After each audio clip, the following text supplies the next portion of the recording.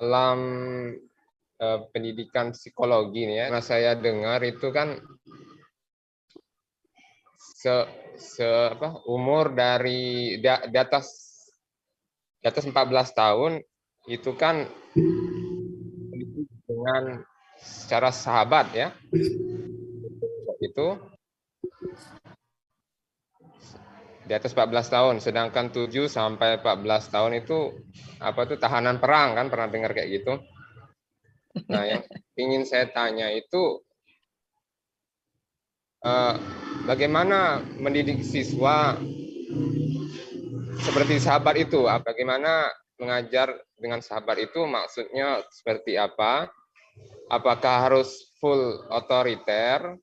Apakah harus sahabat tadi harus selalu bertanya mengenai apa yang dia sukai atau yang dia benci kan? Mohon penjelasannya, Bu. Baik. Kalau ditanya ya, bagaimana sih sebetulnya ya menjadi seperti sahabat, baik guru atau mentor ya, karena memang era sekarang berharap sekali guru atau mentor itu seperti sahabat ya. Sekarang kita perhatikan aja kalau sahabat itu gimana sih gitu. Nomor satu, sahabat itu kalau kita bersahabat itu kita senang sahabat yang mau mendengarkan apa yang kita ucapkan. Itu tadi. Ya, kita senang seperti itu. Jadi kalau menjadi guru sekarang, anak-anak itu jarang tanya pelajaran, jarang. Paling satu kali tanya pelajaran, lebih sering curhat. Dan dia ingin didengarkan. Itu ciri khas sahabat. Ciri khas sahabat. Ya. Kemudian ciri khas sahabat berikutnya, ya, mau ya mendapatkan juga masukan. Itu ciri khas cara orang bersahabat. Tapi nomor satunya dengarkan dulu, itu ciri khas sahabat itu. Ya, mau memberikan masukan, mau menerima masukan, ya, masukan ini ada dua, yang positif maupun yang negatif. Oke? Nah, dan ciri khas sahabat berikutnya adalah pada saat ingin memberikan masukan, terutama masukan yang negatif, itu nggak di depan orang lain. Itu ciri khas sahabat. Kalau mau misalnya ya menjadi seorang sahabat, ya. Dan ya ciri khas bersahabat juga kalau ada feedback dari si ya orang ini yang sebagai sahabat kita harus terima juga gitu. Guru masih bisa memposisikan sebagai sahabat. Yang agak susah tuh orang tua. Ya. Pada saat anak memberi protes pada orang tua nggak bisa terima, itu udah sulit itu, karena antara kalau yang namanya sahabat, kalau misalnya orang tua dan anak ini ceritanya bersahabat, harus satu kasih masukan terima yang si sahabat ini, yang sahabat ini menerima masukan ini terima, itu baru namanya bersahabat. Maka saya jarang mengatakan orang tua untuk menjadi sahabat itu susah. Orang tua adalah orang tua.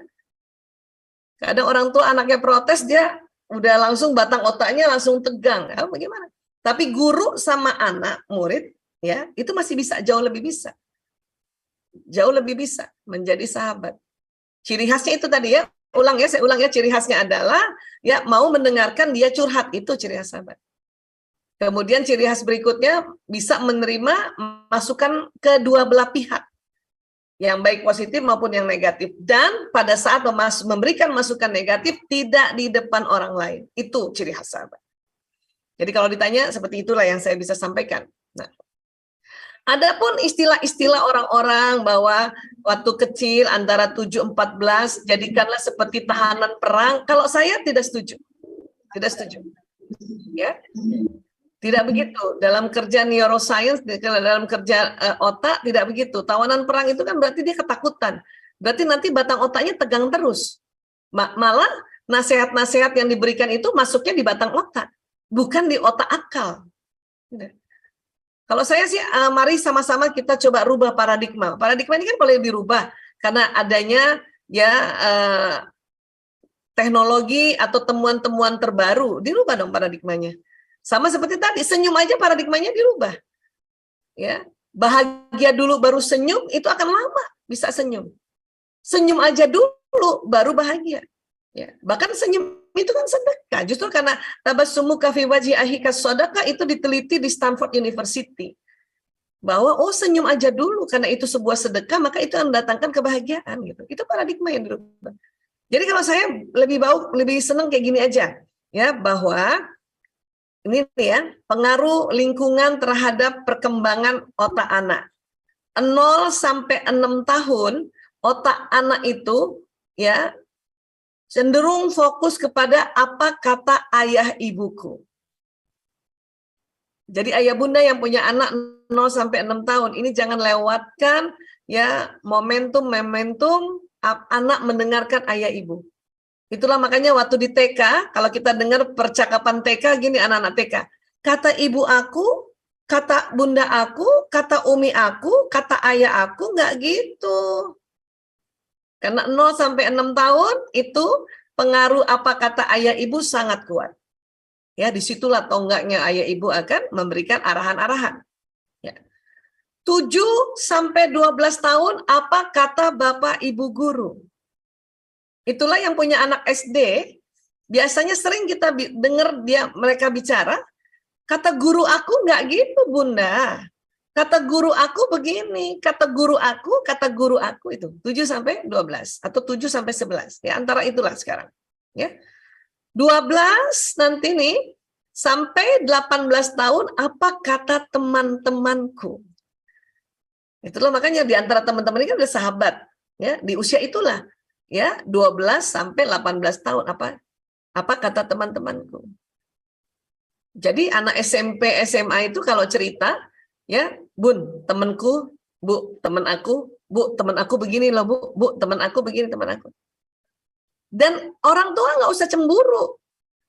Artinya ada ibu-ibu bilang gini nih sama saya, kalau temennya aja dia dengar Bu Aisyah, kalau saya aja nggak dengar. Lah, ini udah beda emang. Omongan ibu tuh didengarnya waktu mereka 0 sampai 6 tahun. Nah kalau ibunya sibuk, kemana aja tuh? Itu kan. Makanya 0 sampai 6 tahun itu apa kata ayah ibu. Nah sekarang karena 12 sampai 18 apa kata teman-temanku, disinilah kita harus ya kenal juga sama teman-temannya anak, yang mana temannya anak. Bahkan kalaupun ada yang ingin kita sampaikan, lebih afdal lagi kita bisa sharing sama temannya yang sampaikan kepada anak kita. Begitu juga nanti kebalikannya, si anak ini ya orang tuanya akan bicara sama anak kita untuk menyampaikan pada si anak ini gitu. Ya, 12 sampai 18 tuh, apa kata teman-temanku. 18 nanti sampai umur 30 tahun, apa kata saya. Disitulah usia mahasiswa itu. Maka kita perlu cari perguruan tinggi yang tidak sekuler, karena bahaya kalau sekuler. Apa kata sayanya anak-anak, ya itu tidak dikaitkan dengan ad-dinul Islam misalnya. Wah itu bahaya, itu terlalu sekuler, terlalu liberal. Karena di usia mahasiswa itu apa kata saya. Nah, waktu apa kata saya kan harus ada referensi yang ada di otaknya, dia belajar apa. Kan gitu. Ya. Nanti di atas 30 tahun lagi, karena sudah menikah, punya istri, punya suami, punya anak, punya tanggungan yang lebih banyak lagi, kembali tuh apa kata Tuhan. Makanya rajin taklim lagi. Usia 30 tahun ke atas, saya lihat kok teman-teman saya yang waktu usia SMP SMA-nya ya seneng-seneng, pokoknya apa kata teman-teman ngapain ya, udah pas ketemu udah pada jadi orang tua, udah lagi pada rajin taklim semua itu. Ya, udah rajin ikut seminar parenting, dikit-dikit saya diminta, ayo dong Aisyah, itu teman-teman saya kan.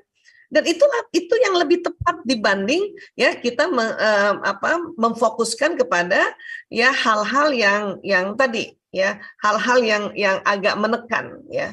Jadi saya lebih senang pakai paradigma bahwa ya pengaruh lingkungan terhadap murid-murid atau terhadap anak kita itu terhadap fasenya ada apa kata ayah ibuku, makanya ayah bunda tolong 0 sampai 6 tahun, apa kata ayah ibu tuh kesempatan ya.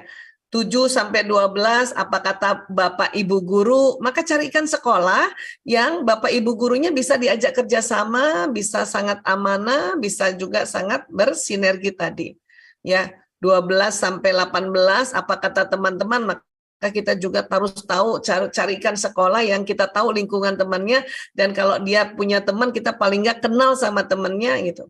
Apa kata saya di usia 18 sampai 30 ya itu tadi di usia-usia kuliah, di usia-usia kerja ya kita carikan juga ya arahkan ke tempat-tempat kuliah yang kita lihat bahwa dia tidak liberal, tidak terlalu sekuler dan sebagainya. Ya.